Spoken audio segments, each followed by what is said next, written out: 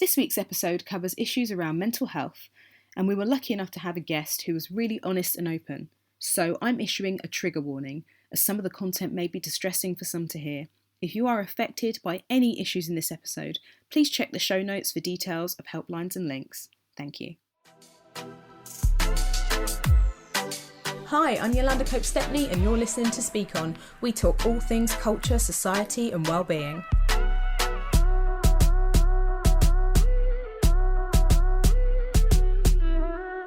Hiya, it's Yolanda and this is Speak On. Today, instead of a sprawling intro, I'm going to get straight into it because we have an awesome guest. She's an actress, she's an activist, she's a model, she's a mental health advocate, she's my friend, she's Lucy Jackson. Yay! Hey Lucy! Hey boo! Right, thank you so much for joining me. Before we get into the swing of things, how is lockdown light going for you? Lockdown light as in diet lockdown. Yeah, exactly. Okay, got you. It's weird. I have not found myself having any desire to reattach to society. Yeah. I'm just like, I'm happy in my bubble. It's been a really, really weird couple of months. At first it was so miserable, so depressing, so isolating. And then I had this really profound sense of healing. Mm-hmm. It's been a very kind of transformative time for me, to be honest. So now I'm just like, I don't really feel the need to join you in your socialisation. I'm good. Just living in your cave. Yeah. That's fair enough. Yeah, and what kind of things have you done to keep yourself occupied? I'm learning Spanish again. Nice. I have started 2 whole new businesses. Amazing. As one does. As you do. Yeah. Built new websites, owned the domains, started all the catalogues, done product pictures, found suppliers. Yeah. All of that shebang. Now I just actually need some dollar so I can buy the inventory and actually launch everything. But that's you're getting there. That's neither here nor there. Who needs profit in business? What else have I been doing? Trying and failing at new workout routines. Yeah, I think everybody has. Like, I mean, I'm wearing workout gear today. I don't know why. I'll get through this whole day, and then I'll just take this off and put my pajamas on. Yeah, that's exactly what I've been doing. And I've gained weight in lockdown, so my boobs are just enormous. And I'm like, I couldn't possibly work out with these humongous breasts. Just getting in the way. I couldn't possibly. So, yeah, it's just excuse after excuse. But I don't mind. It's a very weird time. Like I said, like, there's weight gain, there's less muscle tone. But I just think... Whatevs, man. You look fab. Yeah.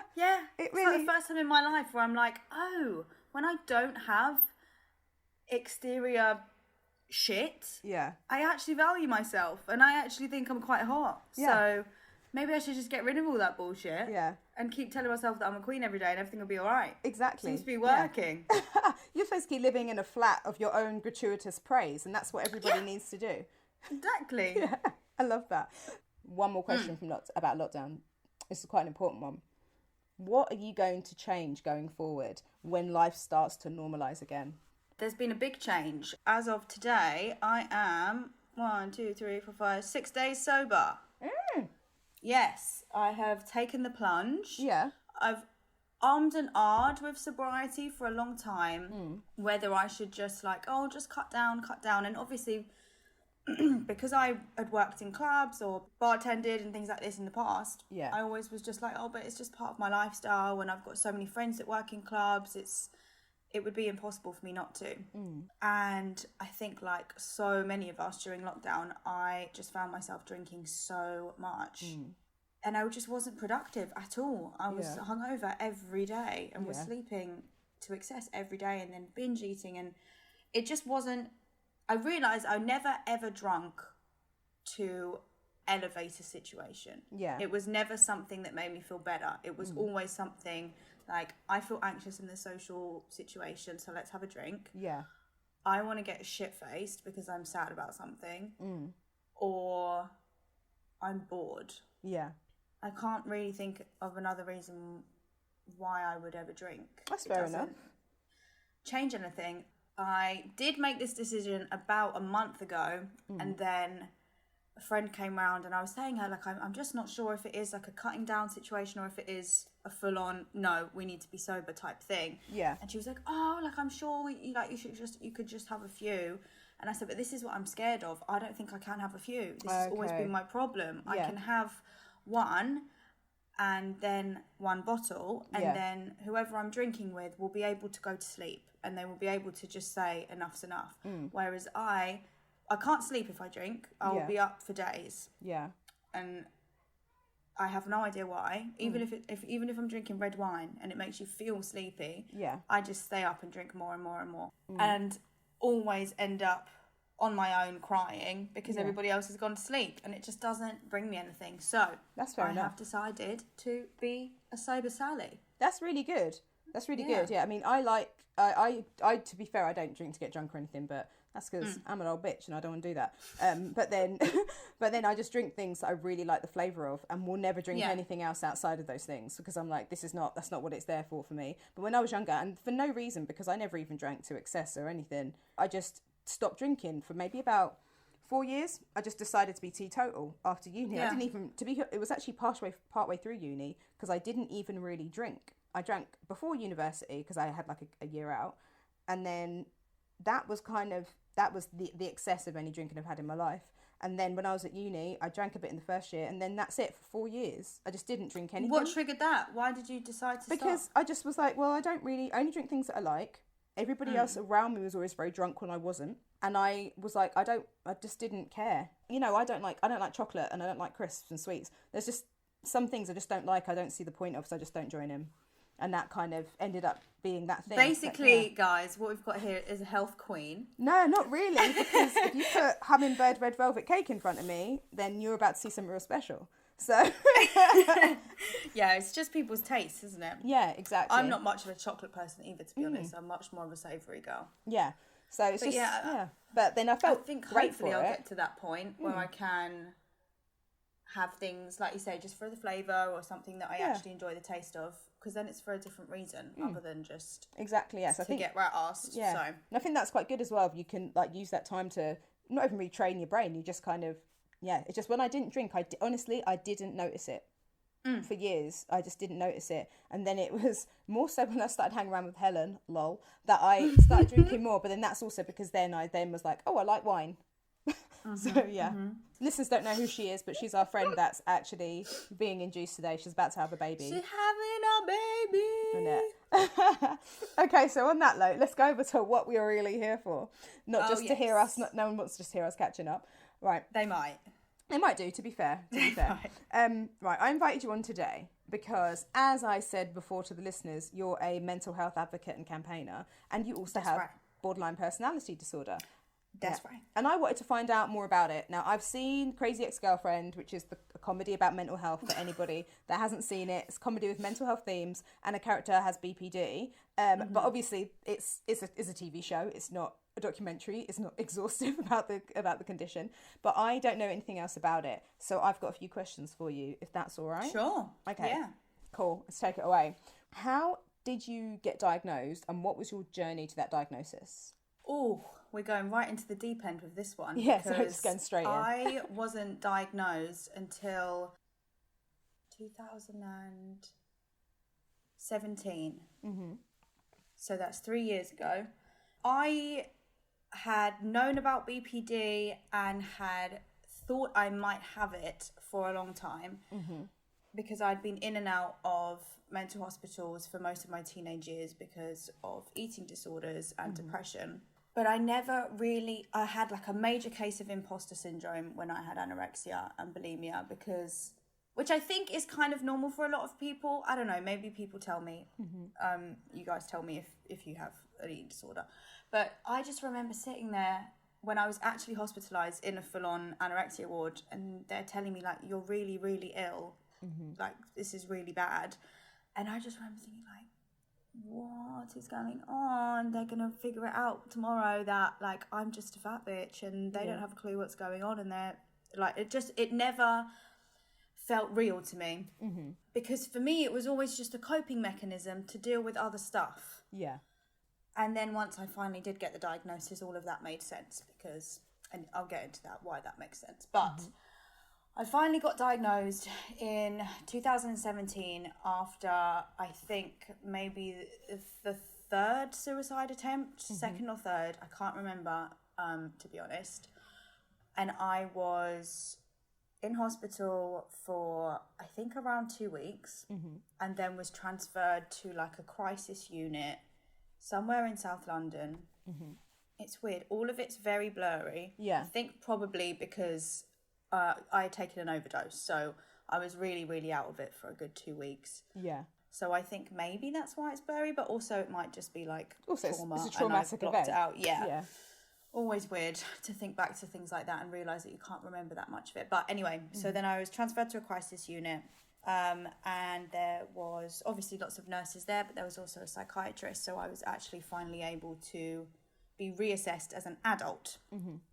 People do not like to give personality disorders diagnosis to people under 18 because rightly so, your personality hasn't fully developed yet. Yeah, you're ever changing, aren't you, when you're a teenager? Exactly. Yeah. So I think all of my team knew that I did have it, but they didn't really want to lumber me with that label because BPD is very expensive to treat. Yeah.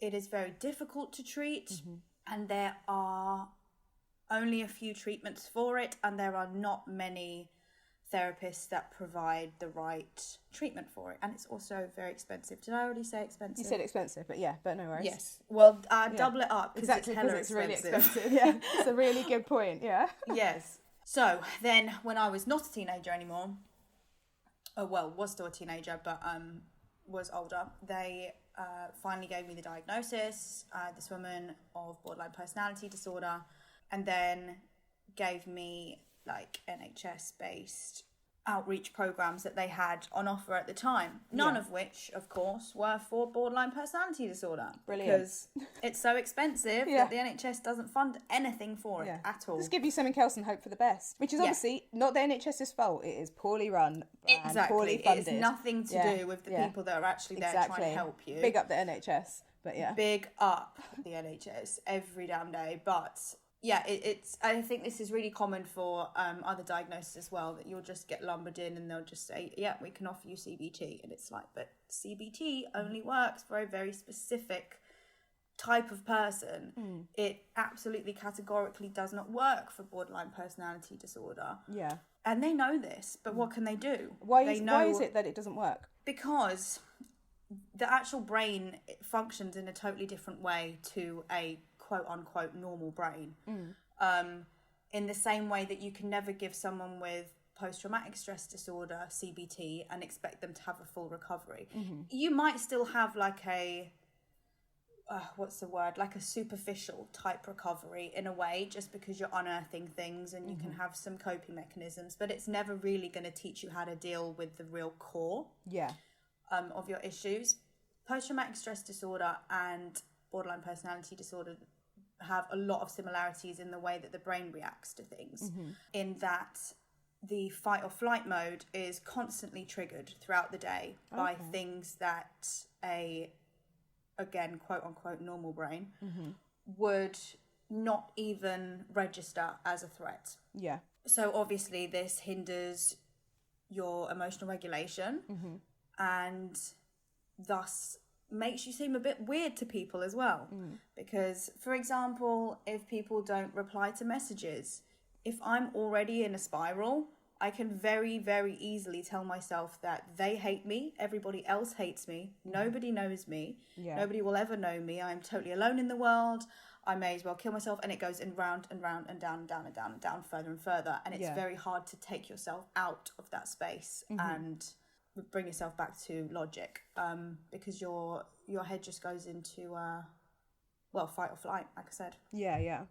Okay, and then so when you were diagnosed, how did they tell you about it? What did they explain to you about it? Was there a point where you finally got the right help, or is this an ongoing battle? No, I still have not got the correct treatment. It literally is not offered. Okay. It may be offered in a select number of boroughs, but anywhere I have lived, it is not available at all. Yeah. There is a place called DBT London, which is dialectical behavioural therapy, which was invented solely for the purpose of people with BPD or BPD symptoms that don't necessarily qualify for the whole diagnosis. And you have to go twice a week. You have to go to a group session and like one-on-one therapy every week. It's a set of skills, like crisis skills, that you have to use in your day-to-day life all the time, so that when you actually are in crisis, they are just like a second nature. Yeah. In order to deal with things in the same way, I guess, as like a 10-step plan. Actually, no, 10-step plan is very different. But in the same way, in the same way that people that are in a 10-step plan, they have to go. Yeah. They have to have someone to answer to. They have to, you have to be held accountable. Yeah, is what I'm trying to get down to. And I suppose it's giving you coping strategies over just having a coping mechanism. Exactly. Yeah. And rather than just relying on medications and stuff the whole time. And obviously medications can be really useful for people, but I think it is very naive to think that it will just heal you, because it won't. It's just one part of it. It's just one part of the jigsaw, Exactly. Isn't it? Yeah. It can soften some of the symptoms, but that's kind of about it. Yeah. Oh yeah, so I was in this room with this blonde lady. I wish I could remember her name. She genuinely really cared about me and cried actually when I told her. It was the first time I'd ever sat down with a therapist and told them about being raped, and told her about the frankly abysmal treatment that I got from the police, which was just victim blaming down to a T, and they refused to even open a case. Yeah. And it was all women as well, which was like great. Brilliant. Thanks. Yeah. I love sisterhood. That's brilliant. Thanks so much, girls. Yeah. Anyway, so yeah, I was speaking to her about this. Was speaking to her about all my relationships, which have always been really tumultuous, really extreme, very intense, which is one of the diagnostic criteria for BPD as well. Speaking about my identity issues, and by that I mean feeling detached from myself. I dissociate quite a lot, which means that it is so hard to describe if you never experience it, but my best way of describing it is feeling like you're in the Truman Show. Okay. And nothing is really real, but also you are not real, and you're just totally detached from everything and everyone. And for me, I always feel like I might wake up in my real life. I see. And when you feel like that a lot, it's very easy for you to engage in self-damaging behaviours, because you're already thinking that this isn't your real life. Yeah, you're already like a foot back from reality anyway. Exactly. It's different from psychosis, but I can see how it could fall into psychosis if you are allowed to stay in that space for long enough. I'm not really educated enough to explain it properly. That's fine. Exactly, Yeah. but that's kind of the way that I view it. So yeah, we're speaking about all of these symptoms. I said, I have heard about BPD. I really think I have it, but I can't diagnose myself. And she just sat there and said, well, you absolutely do have it, and I'm more than happy to give you an official diagnosis, so that when you go to other places, it will be in your file. Now, when I've gone to other places, it hasn't been that apparent that it is necessarily in my file.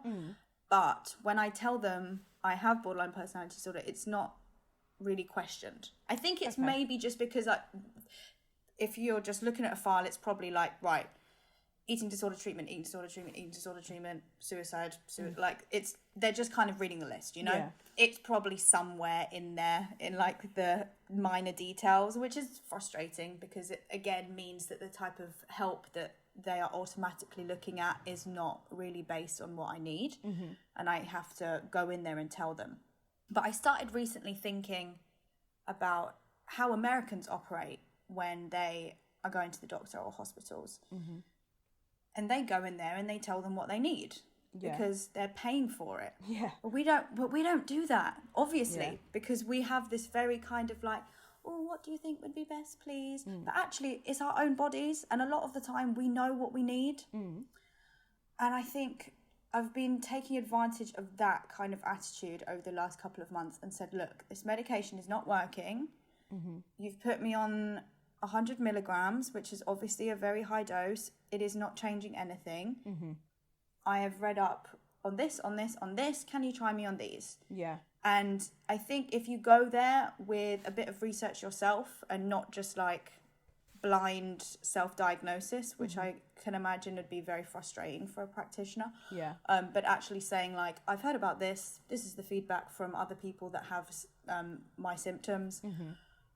And it's backed by this and this. Could you possibly try this for me? Yeah. It's basically you're learning to advocate for yourself, essentially. Exactly. Yeah. And it's been successful so far in kind of getting people to listen to me. But the difficult thing is when you're really in a crisis period, sometimes you can't even string a sentence together because you're not really there. Yeah. So it's very easy for people to just say, we're going to put you on this. And you just kind of go, okay. Yeah. And they just, I suppose they're just reacting. Well, actually, now you said that. So what are the symptoms and how would you, obviously, I'm not saying how would you know you have BPD because people can't diagnose themselves, but what are the symptoms and how might people think, okay, have I got BPD? So they can go and ask about it and advocate for themselves. Yeah. I have a lot of people that come in my DMs saying like, wow, when you talk about this, I really identify with it. I think I might have this. And I always say, look, first of all, I'm really sorry if you do have it because it's hell. And secondly, please do not send yourself into a blind panic thinking that you definitely have this. By all means, do some research. And if you identify with the diagnosis, there's nothing wrong with that. That's how I felt. But you still have to go and get diagnosed. Yeah.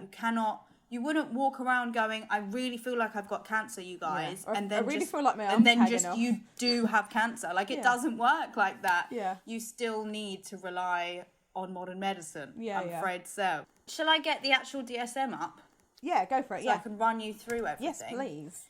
A lot of stuff I do think needs to be updated personally. Yeah. But I'll read you the most Like the most frequent kind of or prevalent the symptoms. ones that are like the most up to date. Yeah.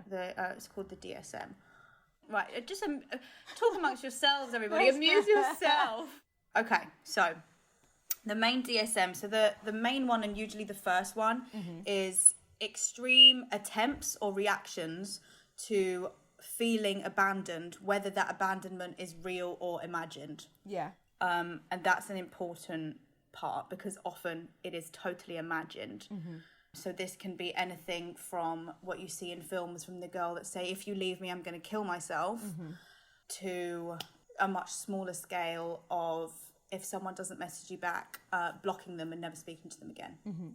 Because it stops them being able to abandon you because you've abandoned them. Then you've got unstable relationships with others. I think they phrase it in a different way, like difficulty with interpersonal relationships. Yeah. Something along those lines. But yeah, so most people with BPD will have a history of very intense romantic relationships and friendships as well, which is definitely something that I've had. It's very common that you'll meet someone early on and then you'll be in love instantly and it will be intense and perfect and they're the love of your life and they're going to fix everything and it's all going to be amazing, and then one thing happens and you suddenly hate them, which is called splitting. Yeah.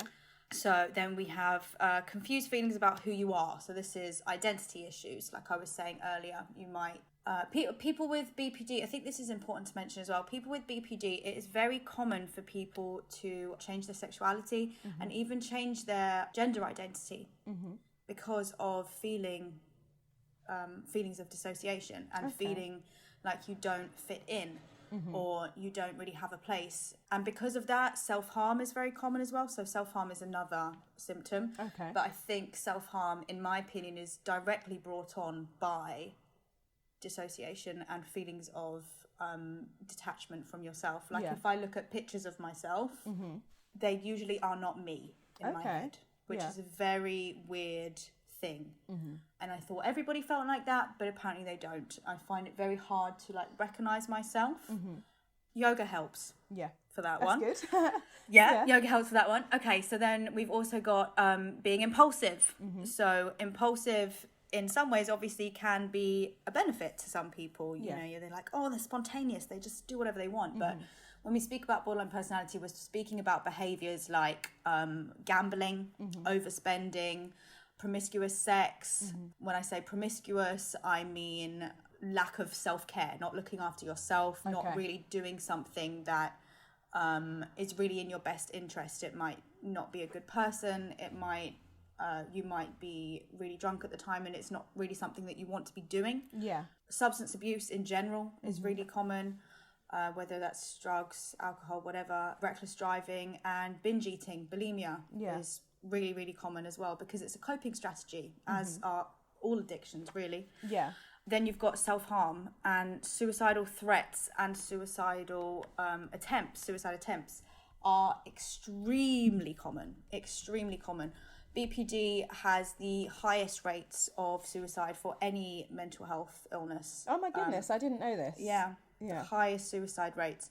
Wow. Which it's kind of odd then that it has, but then the treatment is so rare. Yeah, it's still not classified as important enough for some reason. But yes, and just kind of a general lack of care if you live or die. That kind of, you know, we talk about that like gut instinct to survive. A lot of people with BPD just don't seem to have that. Yeah. It's just kind of like, what's the perfect word? Ambivalent. Okay. Is the perfect word. Just kind of like, if I live, I live. If I die, I die. General ambivalence about your own existence. Yeah, exactly. Yeah. Long-lasting feelings of emptiness or being abandoned. Yeah, that's just a Tuesday. Yeah. Difficulty controlling your anger. So this, again, is really common and is one of the main symptoms.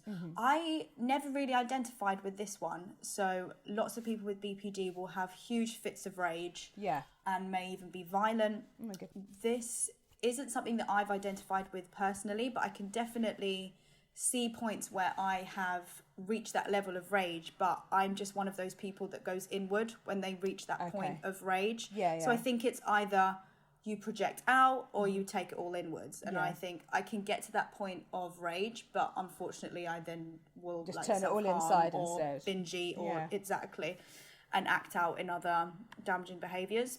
And then you've got intense and changing moods, like I was saying earlier about the whole fight or flight.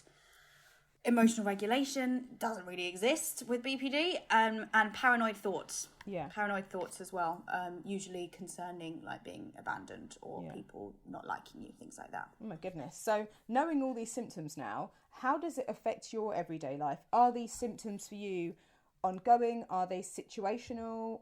Like, kind of break down what it's like for you personally living with BPD. So what...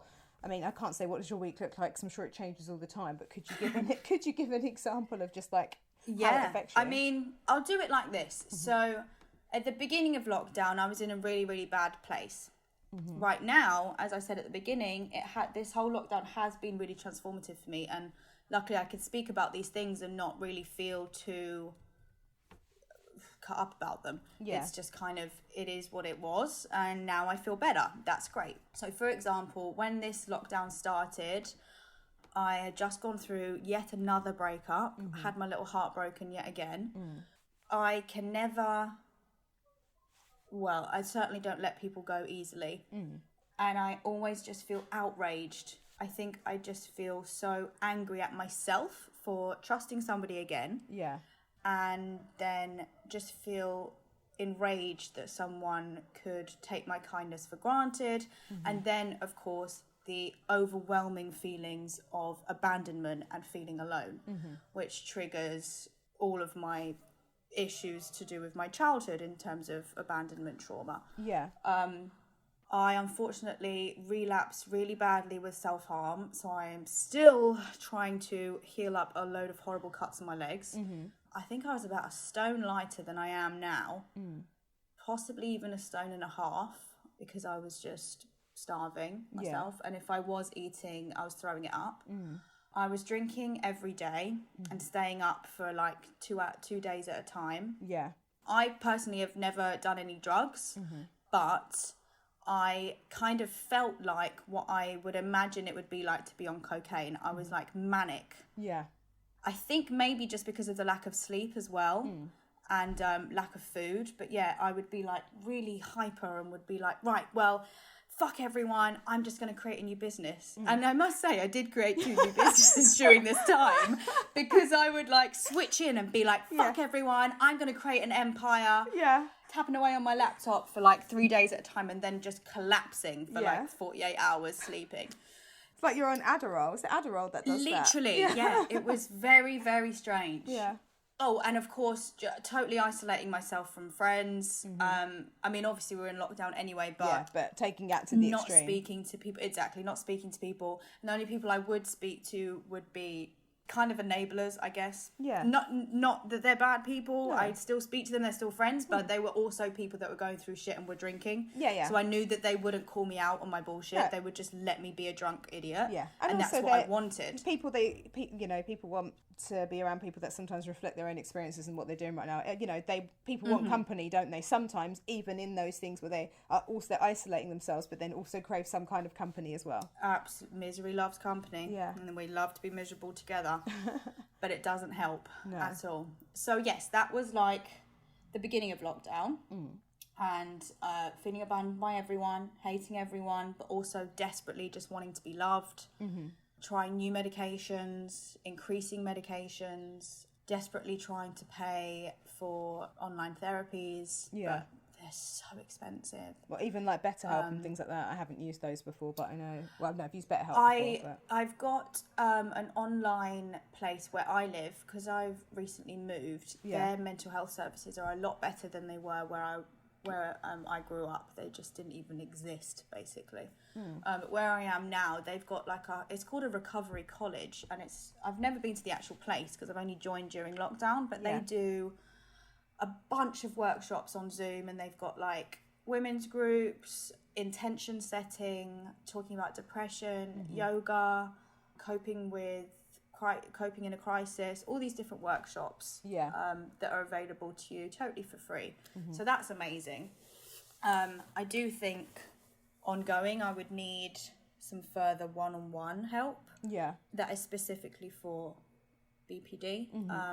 I'm still in contact with my counsellor. She's a wonderful woman, and she's a lot more spiritually based than like traditional medicine. So we would do things like psychic protection and like chakra balancing, as well as doing like rewind therapy where you're going back to traumatic experiences and working through it. So she was a great help for a lot of things, but she just kind of said, I think we've reached an impasse. I don't think that there's much more I can offer you. And then she gave me some resources for other people, and I think they would all help me massively, but they are so fucking expensive. So I just need to launch this empire and then you can do it first, and then I can be a healthy, happy bitch. Very expensive therapy. So when when it comes to kind of interpersonal relationships, work, etc. So first of all, for interpersonal relationships, friendships, etc. I know you're really open about it online. But is it something that you tell people when you meet them, or is it just something they'll just find out over time? Do you feel the need to disclose it? I definitely used to.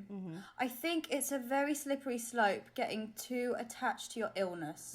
There was a long period of time where I felt like my identity was my eating disorder. I guess kind of more understandable because I shouldn't say in all cases because it's not true for all cases, but for a lot of cases you are wearing the evidence, whether you are extremely skinny or extremely overweight, or if with bulimia there is often a lot of physical symptoms. I had like bald patches in my hair. I had huge hamster cheeks from throwing up every day. I just looked ill. Like there was no way of, it didn't matter what makeup I put on, I looked like a dying skeleton all the time. And I liked that. It was very perverse, but I liked it because it meant that I didn't have any responsibility. People could feel bad for me and they could look after me and they couldn't judge me. They could just, but Lucy's ill. And I liked that. I felt safe in that. And I didn't have any interest in recovering when I was in my units. I literally used to find out all the codes to all the doors and like run around. I'd be like having piggyback rides on all the nurses, all the night nurses. I would hide all if you refused food, you had to have like an Ensure thing, but it was called Fortisip, but it's the same kind of thing, like those build up what's it called, nourishment, like those. I would like throw it in plant pots, hide it. I'd stick roast potatoes in my knickers, like anything. I totally took the piss out of the whole idea of recovery because I had no interest in it whatsoever. And I think for the most part it was because I didn't think it getting better would help me in any way, because like I said, I had this major case of imposter syndrome. It was like, this isn't really the issue, you guys don't get it. It doesn't matter if I gain the weight back, I'm still going to be this depressed because no one understands me. And they just didn't listen. So I just sort of thought, well, fuck you, I'll just be as ill as I want and you're just going to have to deal with it. Which is what I did for a very long time. So it did very quickly become my identity. I don't feel the need to do that anymore. Obviously I have relapses, but that isn't who I am. When you do have relapses, what is it that kind of, I don't know, restores your balance again? I think you have to have like a set of skills, like they say in DBT, I guess. I don't use those skills because I don't know how DBT works. I don't have DBT, but all of the basic things that are so annoying to do when you're actually in a crisis, but when you're not in a crisis, you're like, yes, that does work actually. So when you are feeling really detached and feeling like you want to self-harm, maybe to bring yourself back to reality, you just need to do grounding exercises, because then you will feel present in your body. So this is why yoga is so amazingly useful for, I think, a huge amount of mental illnesses, because it's all about feeling present in your body and just accepting everything for the way it is in that moment and finding beauty within it. So things like ice cubes or chili, something that's going to have a real reaction, will bring you back to reality. Oh, really? Okay, so things that literally, tangibly are going to give you like a kind of reaction, essentially. Exactly. Or if you're out in public and you don't want to like suddenly eat a chili on the train because you might look a bit mad, things like an elastic band on your wrist that you can ping it hard, you know, in enough for it to like actually leave a mark. It's much better than you cutting yourself or doing something more extreme. It's still not ideal because I guess you are still hurting yourself. But these are things that just work for you. Exactly. It's grounding you. It's bringing you back to that present moment. And for some reason they do work. They do work. Right then, because we've been talking for a while, so I'm going to whiz through some questions now because I really want to ask them. I knew this would happen. So I know what we're like. It's fine. We talked before about disclosing it in interpersonal relationships. Do you tell people when you get a new job? I have done, yes. I now haven't had like a quote unquote job in about a year. I think I'm going to have to go and rejoin the workforce. Because a bitch is broke. But I have been umming and ahhing about it, to be honest. I'm not really sure. I have done in the past and have been open. But then I also, I've put it this way, every time that I haven't disclosed it, it's been a huge issue and I end up getting fired. And how come? It's because I will have to take time off because my mental health has gone. Oh, I see. And because if they don't know, and they think you're taking the piss, why are you not committed to this job? And I haven't told them, oh, by the way, I've kind of got a debilitating illness.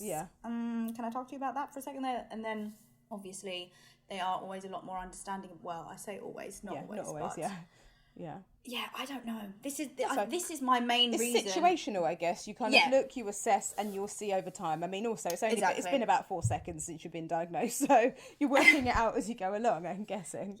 Yeah. Okay, so what are, if you can say 3, what are 3 common misconceptions or myths about borderline personality disorder?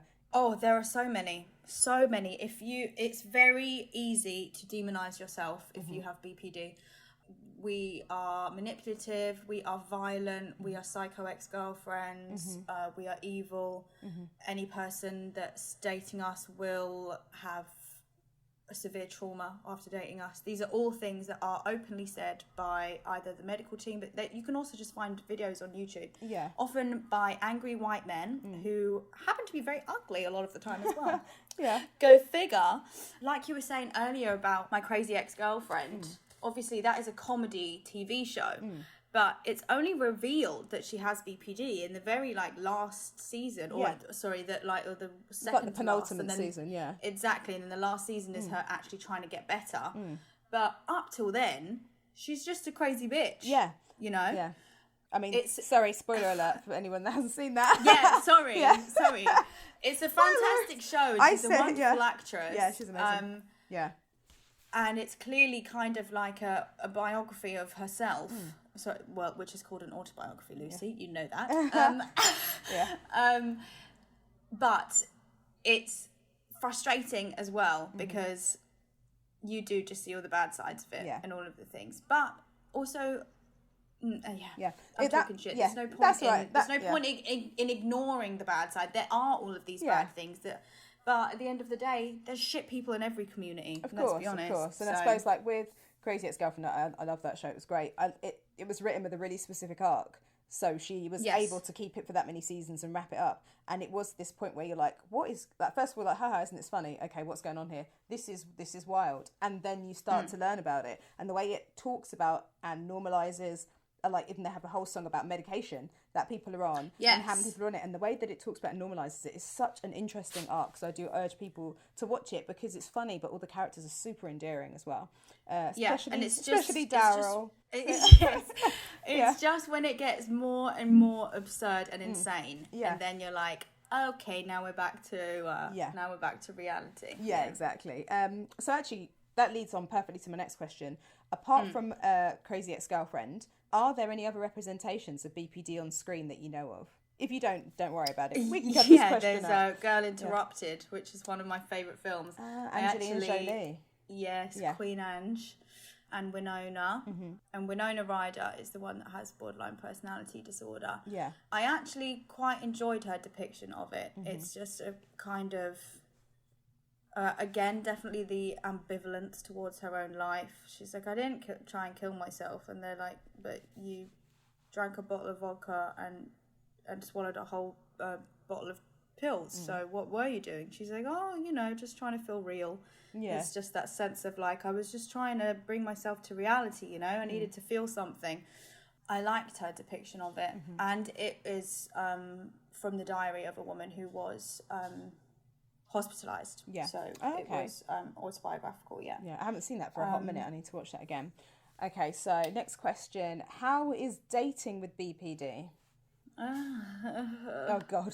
Okay, we can circle back round to that one. The world. It's the worst thing in the world. Well, I suppose you've talked about the fact that there is emotional instability in BPD and being in a relationship, even if you are neurotypical, let's say, as opposed to neurodiverse, it's already emotionally unsettling being in a relationship anyway. So what's that like? It is already so difficult to navigate a modern day relationship for anybody. We live in a world where more and more women are going to therapy and seeking help and looking and getting help and developing. Yes, I know where you're going with this. And we are still in a world where men are looked down upon for getting therapy and they think it's for girls. You just sit in a room and cry. Why should I do this? Yeah. So they are just these toxic beings, of course. Not Hashtag not all men. But the majority of you are fucking moving mad. Yeah. And they continue to move this way because they're not healing themselves. And then women are then being called the bad guy for knowing their own value and saying, you're crossing my boundaries. I'm not your mum. I shouldn't be looking after you. You need to check yourself and do this yourself. Yeah.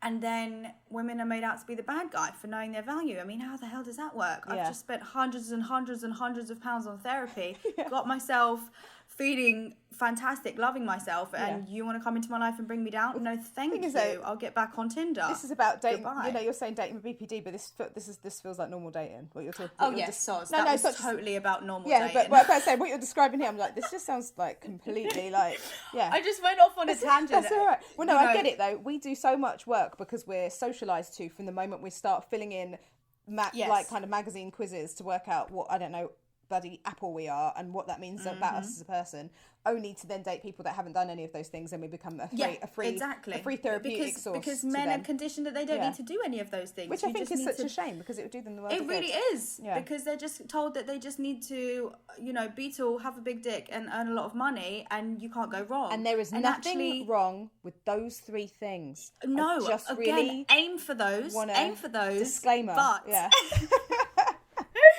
so guys, aim for those 3 things, but please aim to have a big dick, because you can do it. If you just will it, if you will it and you want it, it will happen. If you want something and your heart is pure gold, you'll get there. And okay, so we are deviating so wildly. So dating with BPD in a sentence. Yes. So that's my summary of normal dating. Then you add in a personality disorder that constantly makes you feel like you're being abandoned, even though they might just have a busy day and can't text you back right then. I'm oversimplifying. But that obviously creates a lot of issues. I have not found a way to be in a relationship and stay sane, unfortunately. That's fair enough. You still have to find your own treatment kind of balance as well, don't you? Yeah. After the end of the majority of my most serious relationships, when they end, which they always do with me, always end in a total disaster. They always end up dumping me, and I will always fight to the death for them to stay with me. And then I usually end up in hospital not long after. It's always a disaster. I haven't got a clue how to navigate a relationship. So I'm kind of steering clear from that right now. That's because fair enough. It doesn't seem to work for me. You have to prioritise yourself, prioritise your own mental health. But then also as well, you're still only 25. I mean, it's not something everybody just magically has a handle on.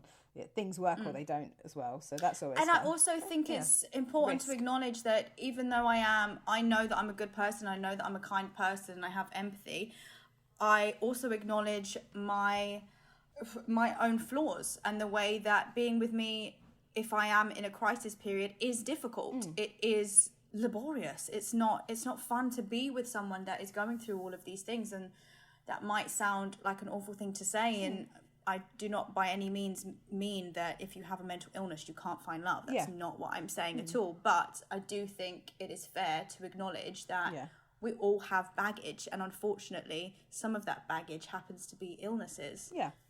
And the extent of that baggage can be a lot sometimes. It can vary person to person, situation to situation.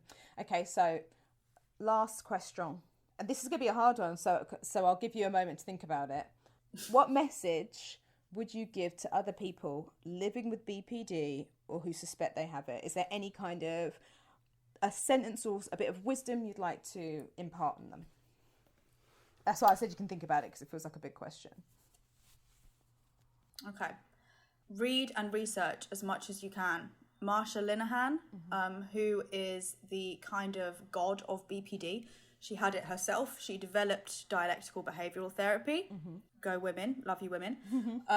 She invented it. There is a documentary, I think it's called Bringing Me Back from the Edge. It's on YouTube. I watch it all the time whenever I'm in a crisis period. It is very educational. Read and research as much as you can. There are we live in the digital age, the information age rather. There is so much that we can learn just from sitting at a laptop all day. Also, do not downplay things like meditation and yoga. They can be so intrinsic to your recovery. They are so important. They have existed for hundreds of years for a reason, because they help. And force yourself to do things that make you uncomfortable. And that can be anything from when you are in a really depressed period and you don't even want to get out of bed. Force yourself to get out of bed. Force yourself to eat. Force yourself to shower. When you're doing a little bit better, force yourself to do yoga. Force yourself to read. Force yourself to message friends. Force yourself to socialise. Force yourself to go to the shops. You know, put yourselves in a state of constant challenge. And see if you can one-up yourself each day. Okay, that's some good advice. Thank you so much for joining me. Also, shout out to, obviously, going to the NHS, going to Mind. There are several mental health charities that you can reach out to, and we'll put details in the show notes. Lucy, thank you so much for joining me today and being so open and awesome. And no doubt, I feel that we'll mostly circle back round to doing something else in this and talking about this further. Yeah, let's do it. Where would you like our listeners to find you? And I always say this, where would you like them to find you, as opposed to where are you online, because you may not want them to follow you on some things. I think it's weird because I've kind of got, even with like Instagram and things like that, I feel like I'm rebranding. Yeah. Not that I'm really a brand, I'm not like a big deal, but there's so much that I want to do, but I'm not doing it. Well, but also... They're all in the pipeline, but then it's not there right now. We're in a global pandemic. No one's doing anything. So it's fine. So if you get people can follow you now, and then when you start doing stuff, they can see it. So where should we direct them to? Instagram at Lucy Anna Jackson. That's my full name. You can check out my mental health blog. I blog mainly about BPD, but also about eating disorders and just kind of keeping yourself healthy in general. And that is www.iamlucyjackson.com. You can email me at lucy@iamlucyjackson.com with any questions, any helpful resources, and stuff in your areas. I have gathered a wide knowledge of mental health services across the London boroughs. More than happy to divulge that information to you. Other than that, find me in your local yoga class, huh? Yeah. Awesome. All right, and thanks, Lou. And love ya. Yeah, we'll have you back on soon. I love ya.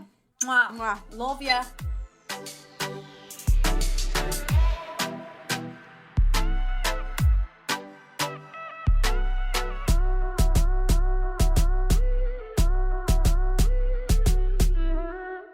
Thank you for listening to Speak On. Make sure you like, subscribe, and share with your friends, family, co-workers, strangers in the street. To find out more about us, including our upcoming events, head over to Instagram, instagram.com/speakon_. Bye!